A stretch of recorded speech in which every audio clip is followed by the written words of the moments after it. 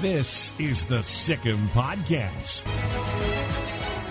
The Sic Em Podcast is a production of Baylor Athletics. Now, here are your hosts, Brooke Bednarz and the voice of the Bears, John Morris. Hi, everybody, and welcome to our Sic Em Podcast, a production of Baylor Athletics. We're glad you're with us. John Morris, Brooke Bednarz. And, Brooke, we are with a man that is proudly wearing purple. And we are proud, and you're wearing purple. I am. I wore purple for him Very today. nice. I And only I own two things that are purple. So I own nothing purple, I'll say that, but I went as neutral as I could with a Big 12 Now shirt today.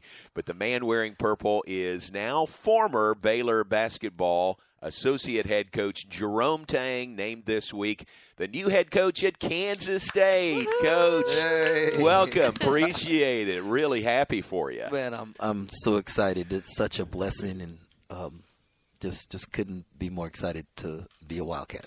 Thanks for your time. I can't imagine. You got to have a lot of things going on right now.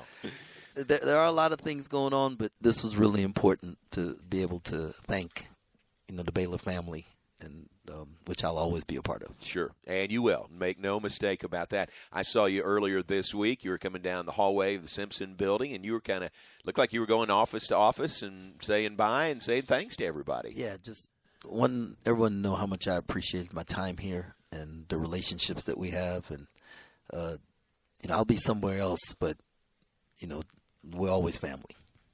well, I'd say you're the epitome of what it meant to be a Baylor Bear, what it means to live out that joy. I mean, it's contagious. I was telling someone this morning that we're going to miss you because you do the devotionals at the all-staff meetings, and I know I'm going to miss that, but Kansas State couldn't be any luckier to be having you join their team. Yeah, very much so. My read or reaction when people say it is, I really hate to see you go, and you know that, but I'm more so excited for you to get a head Yes. coaching job. So that overrides our disappointment of losing you here. 100%. And to be able to, your first head coaching job in college, to be in the Big 12 tournament Yeah, how about conference, that? the best basketball conference in America. Yeah. And, go up against some of the best coaches in the country, and, with an opportunity to play in the NCAA tournament, and play in front of some great fans. And the fan base has been unbelievable in Manhattan's already, and I just can't wait to get there and get this thing rolling. Good. All right. It like I said, it has to have been a whirlwind for you. Walk us through. Unfortunately, you're not coaching Baylor right now, preparing to go to the Sweet 16, unfortunately. That run came to an end Saturday. But take us through the weekend and any time before that, maybe how all this transpired. Well, we in the Big 12 tournament, after Kansas State lost, it was announced that Bruce the next day would resign, and then shortly after that there was some contact made and some dialogue, and I had asked if we can wait to really meet till after we finished our first two rounds, and then Saturday in itself. How about that roller coaster? Yeah. Yeah, exactly. 30 minutes of what the heck, and then 10 minutes of just unbelievable. Yeah. One turnover and a bucket away from the greatest comeback in NCAA tournament history, and just the toughness, the resilience of our guys, and, watching them leave it all out there. And everybody said, you feel bad that day, but the next day you're going to feel even worse. Because now you see the other teams playing and you realize, and that was the case. But I woke up the next morning and I had 5 people coming to my house, to do an interview. Yeah, no time and to so settle. Yeah, there wasn't any time to do that, and the guys came to my house on Sunday and we had a great time together, and we prayed. Ray and I prayed for God to give us peace and clarity, and God, as he always does, just came through. And the time, Gene Taylor's just an unbelievable man. There's a great trust and belief that I have in him, and he has in me. And it was clear, and there was a connection there. And I'm blessed to be working with the man I'm going to be working with and for. And so that it was just awesome, man. Just 3 hours of, talking basketball and life and developing young men, and, just how do you embracing the community and just everything that they're looking for. And it's not something that I have to manufacture. It's just who we are and what we do here, and, just live life together and love people. And so it was great. And at the end, I don't think he was supposed to, but he said, "I want you to be my coach." Wow, how about that? And I believe in you. Yeah. And I trust you. And for a man to look you in the eyes and tell you that he believes in you and he trusts you and he knows you're going to be successful, man, it's nothing like it. Nothing like it. And so I was excited. I didn't know what to do with the hug or because there's still some logistics, that has to be taken care of. But when they left, Ray and I had a great peace, and we still do. And it's a whirlwind right now, but God showed up, and so I'm super excited. Wow.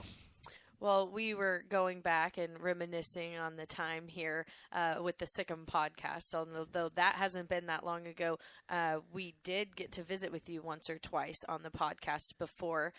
Once, I think, was inside the bubble. Right. Once before that, just to kind of hear your story and how you got to Baylor. And we recalled the meal that you had with Coach Drew and what that was like. So we have the audio of that. But I do want to kind of going back to that and thinking about that moment, because you had been at Heritage Christian for 10 years. And so it was a big step to decide to make that change and to do something else and, trust God that Baylor was where you were supposed to be. And now here you are 19 years later, and you're making another big change. So I want to hear, when you were going through this process, when and at what point were you like, this is it my time at Baylor is now, we've done the things we've done, and it's time for this next step. And kind of what kind of led you to the process with you and your family that, this is time for you to be the head coach and to be able to do that for the Wildcats? Well, at Heritage, there was just a clear message from God that I was going to be moving. I didn't know where. And it was easy to pick Baylor. Ray and I actually, Sunday morning, I reminded her how easy it was to pick Baylor. Right? And I was just, God, we need this to be easy. It's like, decisions that are led by God, a calling on your life. Mm-hmm. It's a clear thing. God doesn't operate in confusion. Yeah, it opens the doors. Yes, and so I've always wanted to be a head coach, and our pastor this year, Pastor Chuck at Glory Bell, he challenged us to put these cards of write something that God has done for you in the past as a testimony for other people to read and to feel really great about, and they can then trust God for something in their life. And then he challenged us to put a prayer request and be very specific. And I wrote, I want to be a head coach, and I stopped. And then I said, in a Power 5 conference. I wrote it. I thought it. I didn't want to write it, but then I wrote it down and I put it on the wall. And so as the season was coming to an end and jobs are coming available and people are calling, I would tell Ray who called, and she would always say, she asked me one time, was it a Power 5 conference? And I remember saying no about it. She goes, well, because you wrote on the card, Power 5 conference. So it was a Sunday we went to church, and we went and found the wall and found our card, and sure, it said Power 5 conference. And I remember telling Scott and Mac as things were becoming available, and they asked me about different places, and I said, hey, on my prayer card, I wrote Power 5 conference. And so they were settled. And so, then that Sunday, even Sunday morning, there was still some nervousness. There's still some, God, I need clarity. But when those group of men, Casey and Josh and Kenny and Gene Taylor came in, and they sat down and got to talking to me, and we started just interacting. There was just this peace that you had, and you just knew. You knew it was right. That's tremendous. Mm-hmm. So the card, it sounds an awful lot like Coach Brooks' vision board. Yes. Yeah. Right? Yeah. Yeah, which is very prominent in the program. Correct. Yeah. Correct. Having a vision board, writing it down, it's just Habakkuk 2:2 says, write the vision and make it clear, and I challenge everybody that's listening, man. Whatever it is that you want, whatever it is that, you got to write it down. You got to make yourself a vision board. And if you'll write it down and it's there for you to think about and pray about and focus on, God will open the door. And trust that it'll happen. Yes. You've had other opportunities before. You've talked to other schools before. What is it about this position at this time that makes this one right? Well, he gets to come back and see us. That's a good point. On a regular basis. I'm just kidding. The truth is, they wanted me. Right? There are a lot of places that I thought I wanted. Right. Right? And but God in His wisdom and His grace and just how He loves us, He closed the doors on those and allowed me to be a part of 2 Big 12 championships and a national championship. That had I gone to a place that I thought I wanted to be at, I would have missed out on that. Mm-hmm. And so He allowed me to experience that and then said, now I'm going to give you a place where you can go be another Big 12 champion. You can build a national championship, so the truth is that those guys wanted me. Yeah. And, wow. And I'm so thankful for that. Yeah. Well, how excited are you you got promoted to associate head coach 5 years ago and take that big step, and you've been here with Coach Drew and done amazing things to transform this program. But how excited are you to have the opportunity, with no disrespect to anyone else, but to have it be your program and to kind of get to be the final say and to have those decisions and then help build a program, from where it is now, finishing, I think, 9th in the Big 12 this year, and getting to build that and put your personal touch on it? I am very excited to do that, but it's not going to be my program. It's going to be our program. And what I've learned from Scott is that you don't do this by yourself. It's a team effort, and everybody has a vital role, and nobody, I'm going to ultimately be the one that the wins and the losses, the good and bad, is going to shine them, but I'll take all the losses, and all the wins are going to go to the players and the staff. That's what this is about, a family, putting a family together and us living life together. And, we learned this year that it's not the destination or the journey, but it's the company. And so it's going to be the company that we do it with. And so if you do things the right way and you build on the want to know every day, want to go, you develop same old boring habits, that championship habits, the winning part will take care of itself. And so, but this is not about me. This is us. I just happen to be given the opportunity to steward this program, but it's those players' program, and it's the university's program, and it's the K-State Nations program, and the former players and legends, alumni and legends. It's their program, and I'm just happy to be a part of it. That's the kind of answer that is why everyone's excited for you. Absolutely. To go. Yeah. Even though we're sad we're losing you. That right there is just the heart of you and the character of you, and they're very lucky. Stepping into the octagon of doom, it's going to be different as the as the head coach of the Wildcats. Different than our trips in there with Baylor, isn't it? Yeah, the students aren't going to be yelling at me. I did like your announcement yesterday. You can take all that yelling that you used to do at me and do it with me now. Yeah, man, I'm so excited to see them come running in, and then the newspaper, up in the air when the guys are announced, and man, and when when they start playing, Wabash Canyon. Wabash Cannonball. Yeah. Cannonball, Yep, yes. yep. Oh my goodness. I'm going to be, it's going to be hard for me not to start dancing. That is great. So you got some business stuff to do. What's the first order of business? Is it staff? Is it get there, meet the players?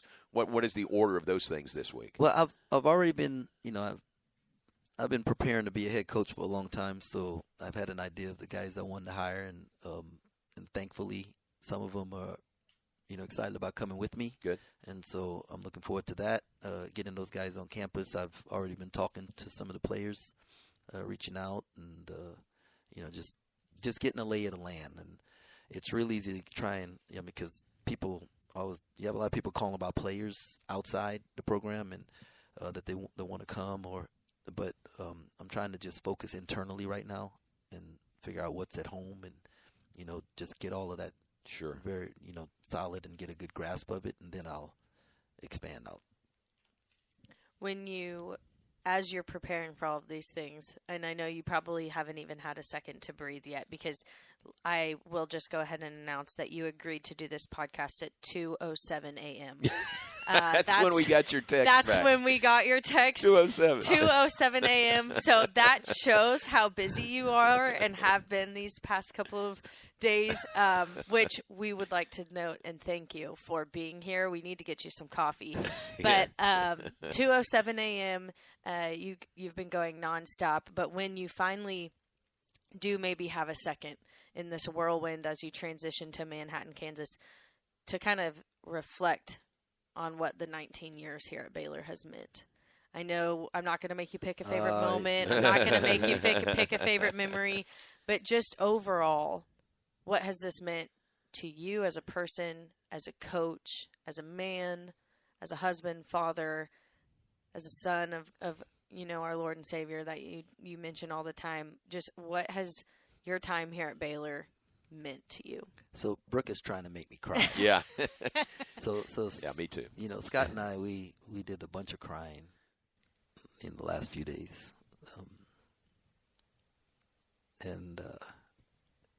you can't put this into words. Yeah. Like we didn't work, we lived life, and the people, the men and women that I got to share my life with, they made me better. They made me want to be better. It was, when you're around people who want you to be successful, like they're pulling for you, they're praying for you, and you they celebrate your success, and we celebrate each other's success. And the quote that's on all of our desks, it's on, what is it? There's no limit to what you can accomplish when nobody cares who gets the credit. Yeah. Man, we're just doing this thing together. It's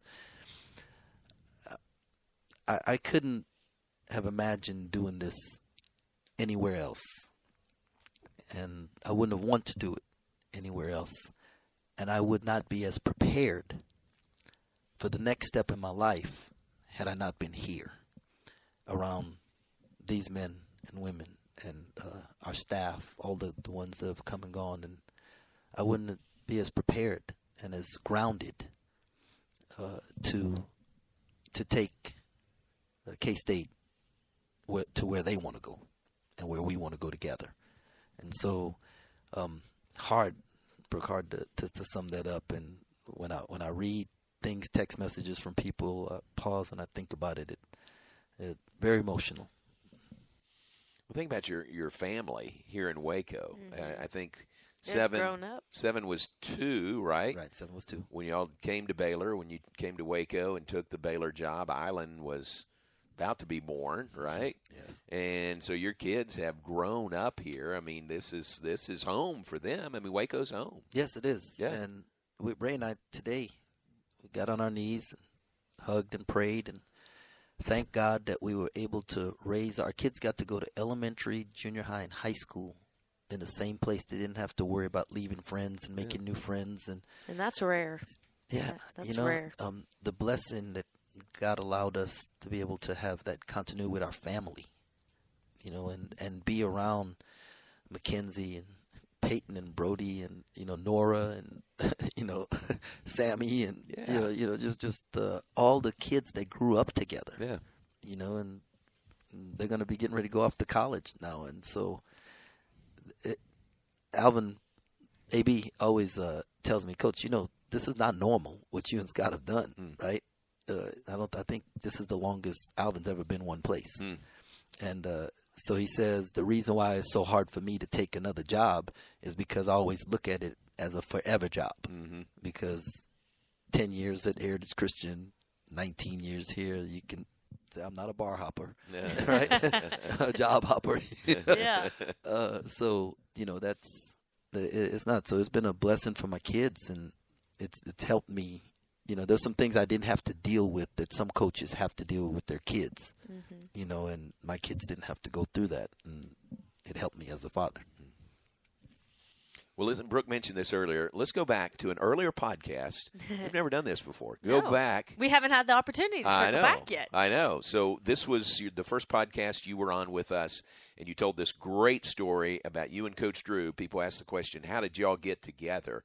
And you tell it very wonderfully. Here's part of that, talking about Coach Drew calls you and says, I'm going to come and have a meal with you. I'm coming to have a meal. Here that is, going back to August of 2020, the podcast.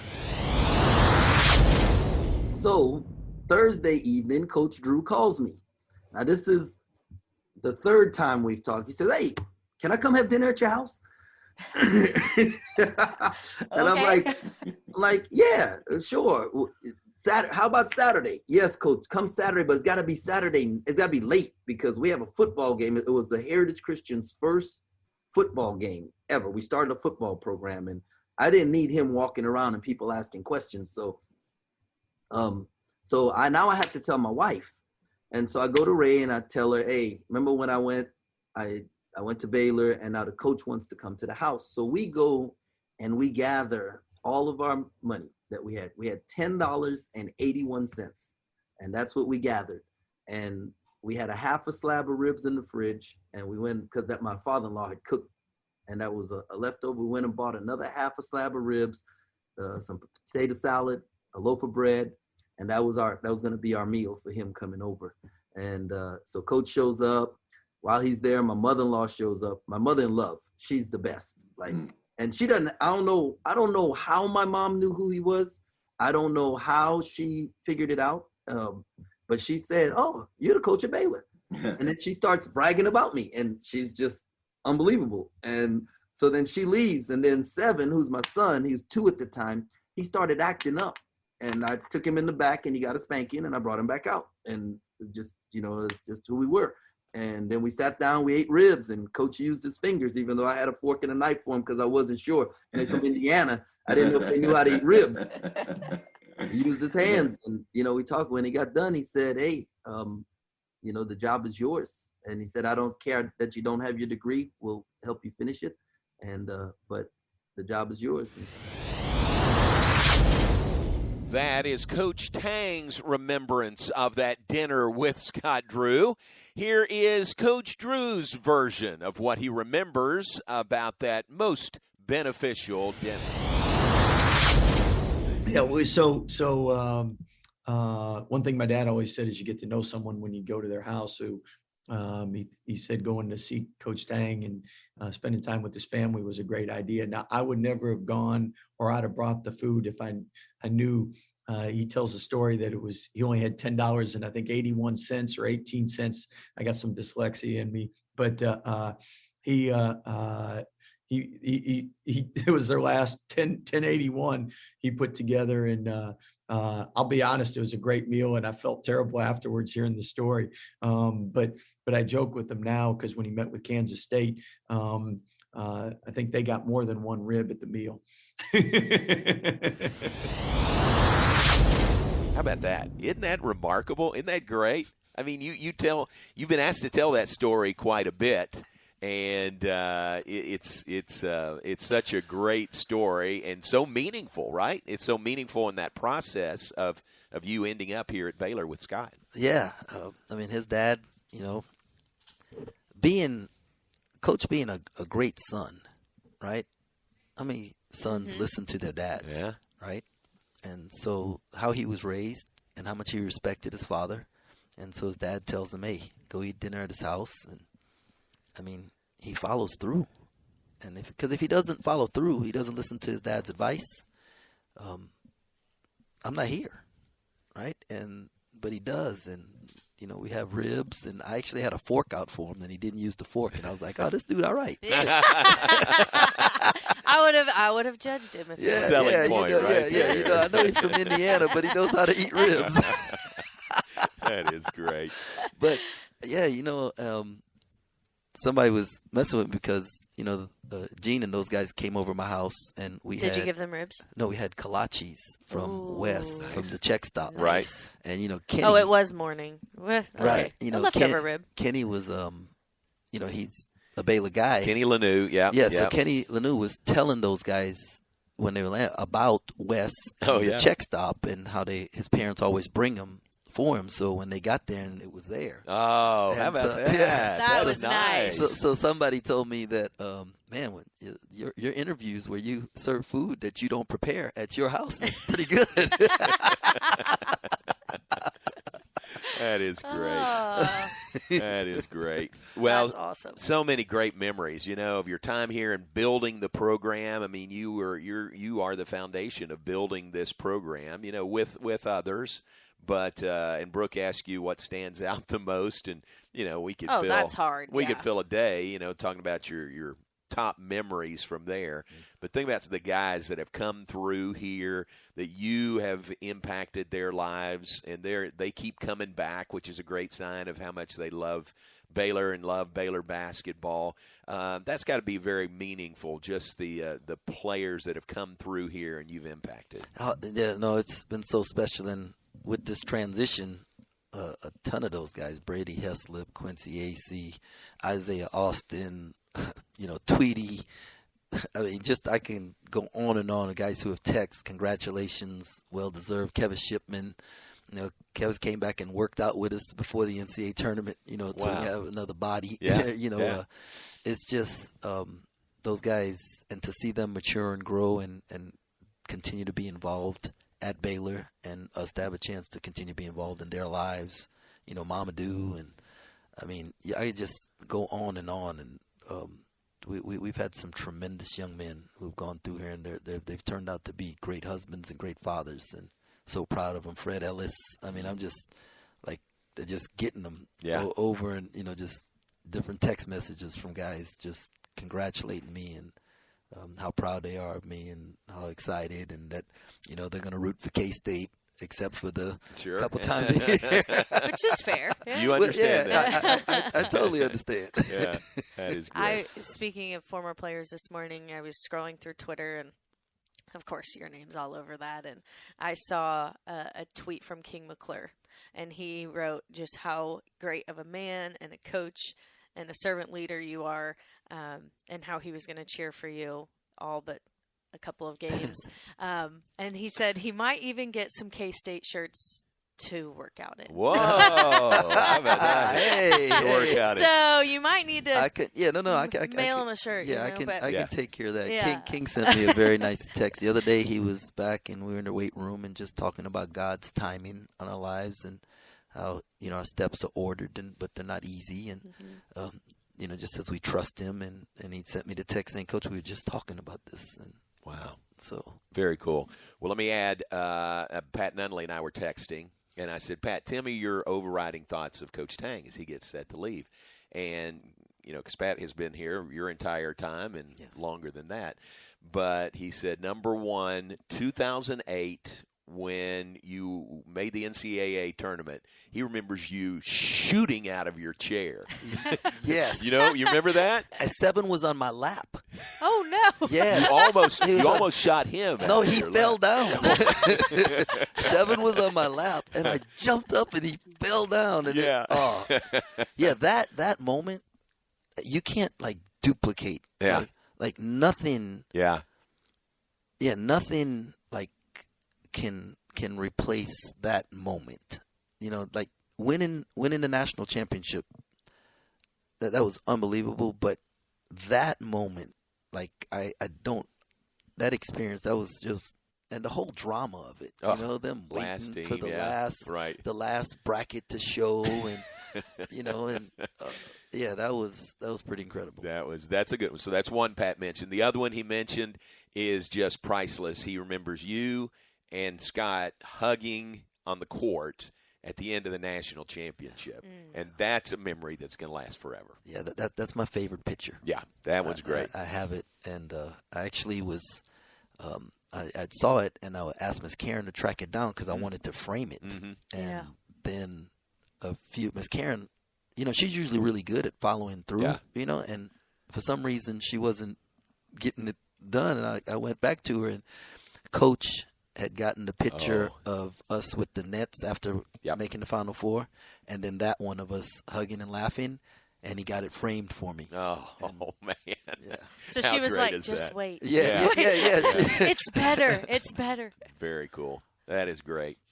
Well, we really are happy for you, and we're going to miss you. But know that we'll see you, and know that we'll stay in touch, and just wish the best for you and Ray and Seven and Island, and really wish the best, in your new endeavor at Kansas State. And know that we'll see you again and stay in touch, but congratulations. Absolutely. And the next picture that will be framed is you both as head coaches shaking hands. That'll be pretty cool. That'll be cool, right? Think about that. That's going to be pretty crazy. Yeah. We might need some tissue on that one. Yeah.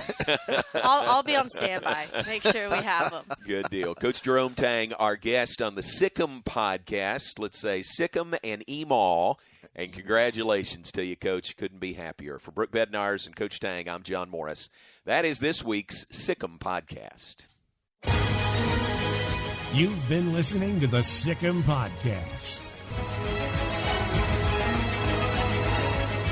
The Sic Em Podcast has been a production of Baylor Athletics.